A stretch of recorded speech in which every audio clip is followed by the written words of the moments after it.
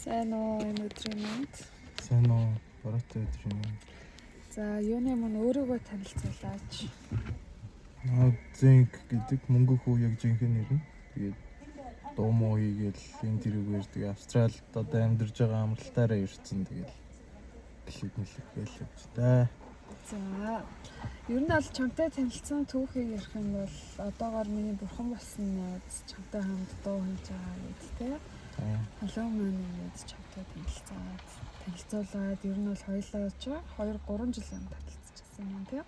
Тийм шүү дээ. 3 жил болсон тийм. 3-аас бараг илүү жиж магадгүй л. Тийм. За тэгээд ерөнхийдөө ямар уран бүтээл дээр ажиллаж байна? Ер нь чи яг одоо ингээл Зенк гэдэг артистыг бодонгууд чамаас яг нэг л үгээр одоо Зенк гэдэг нэртэй чи хамт одоо ингээ явж байгаа шүү дээ артист гэдээ ороод ирлээ. Гэтэ яг чиний стил, чи яг хин бэ гэдэг талаасаа ярил. Тэгвэл би чинь за бийж. Би чинь тэгэл өөрөө зүгээр ингээл бодсон юмнуудаа л хийгээл тухайн үед авсан мэдрэмжээ л аль болох гоё бодтоор нь тэгээ дуу болгоод гаргачихыг хүсдэг тийм юм байна дөө. Яа дуу хийх болсон бэ? Багасаа амар дуртай байсан ш. Тэгэл багасаа угаасаа бодоол би угаасаа ийм л юм хийдэг болох юм байна дөө гэл. Тэгэл яваал одоо ч хийжлээ. Урлагаас өөр сонирхдаг одоо дуу хийхээс өөр сонирхдаг зүйлс байна уу? Дуу хийхээс өөр нөгөө мэрэгжил cyber security байхгүй юу? За. Тийм тэгээд мэрэгчлэр яг Монгол дахтай ажилладаг байж байгаад одоо тэгээд тэр мэрийгээ мартаа тэнцээ тэгэл өөр юм хийгээл барилга руу ороод тэгэл явчихсан дөө. Амьдралын талаас зүтгэлтэй тэгэл одоо хөдөлмөр штэ ер нь.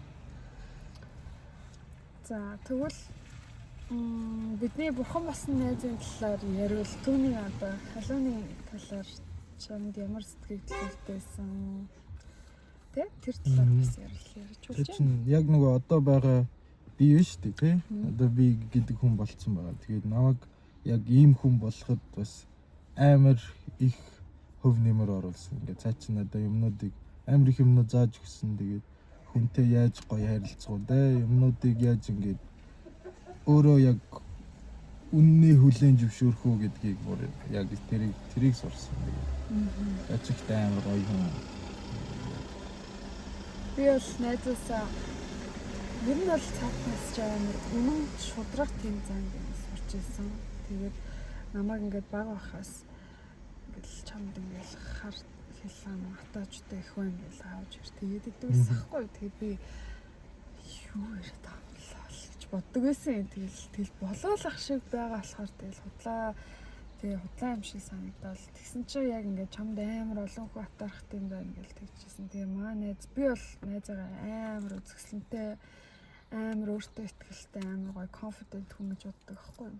Тэгсэн чинь надаа нэг удаа яа мен чамд атарах чинь гэдэг. Би яагаад гэсэн чинь тустаа би чам шиг хоолойтой байсан бол бараг л амар шаах байсан гэдэг. Би вау бүр хүн гэхдээ ингэж боддсон байна те үнэхээр тэрийгээ бас ингэж хэлж болдсон байна. Энэ бол ингээд амар яг атаархал юм байна гэдгийг би яг түүнээс ойлгочихсон аахгүй.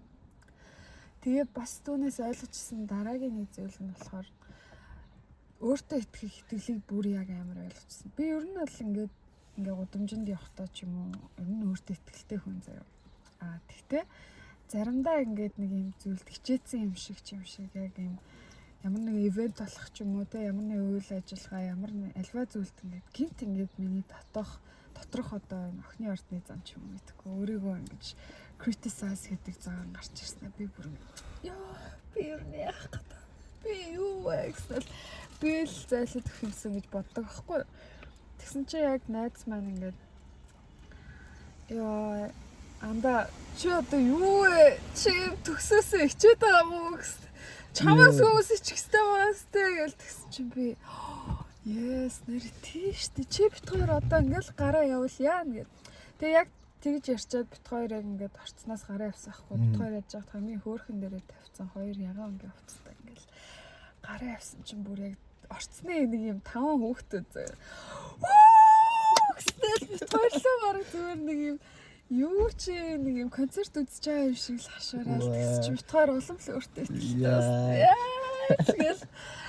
Тэгэл яг тэр мөчөөс улам өөртөө итгэлтэй байхыг найзаасаа айгүй гоёор хүлээж авч суралцсан байдаг.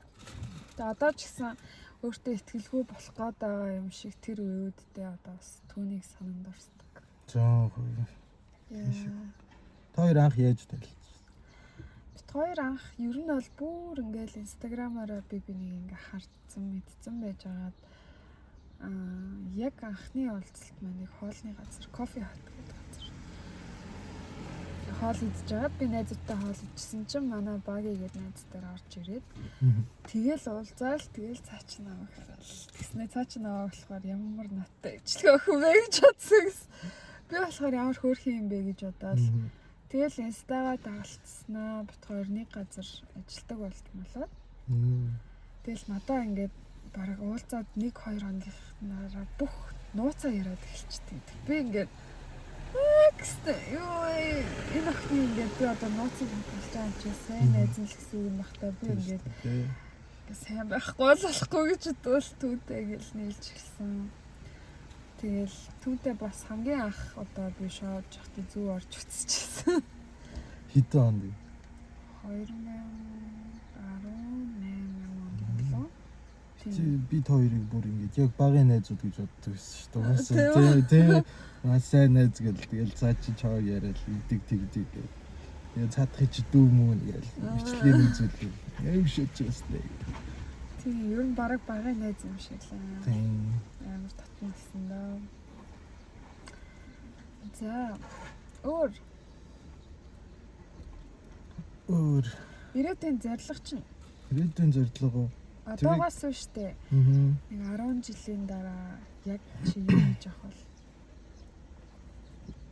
Тэрийг яг уг нь бодсон байна. Гэтэ ингээд хэлэхээр хэлэхдэггүй гэж.